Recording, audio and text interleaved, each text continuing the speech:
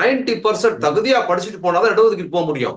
அப்பவே தகுதியானவர்கள் வராம இடஒதுக்கீட்டுல சீரழிஞ்சு போச்சு மருத்துவம் சொன்ன அந்த குரூப் நீட்டை நடைமுறைப்படுத்துது. நீட்ல என்ன ஆகுதுன்னு சொன்னா 90% எடுத்தவன் நீட்ல ஃபெயில் ஆயிடுறான். 60% எடுத்தவங்க கூட நீட் எழுத முடியும்.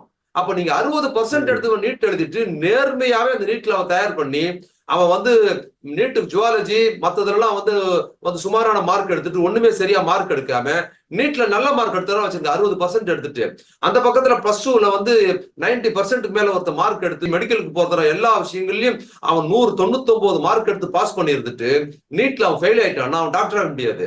மாறாக மருத்துவத்துக்கு அதிகமா தேவைப்படுற பயாலஜி ஜுவாலஜில எல்லாம் ஜஸ்ட் பாஸ் பண்ணிட்டு ஒருத்தன் நீட்ல பாஸ் பண்ணிட்டான் அவன் டாக்டர் ஆக முடியும். அவனால போய் டாக்டர் எப்படி படிக்க முடியும்? அவன் என்ன பண்ணுவான்? அங்கேயும் ஊழல் தான் பண்ணுவாங்கிறது. நீட்டை நேர்மையா நடத்தினாலே அது பாஜக மாநிலங்கள்ல காசை வாங்கிட்டு பேப்பரை திருத்துறதை விட மோசமான ஒரு ஊழல் முறைகள்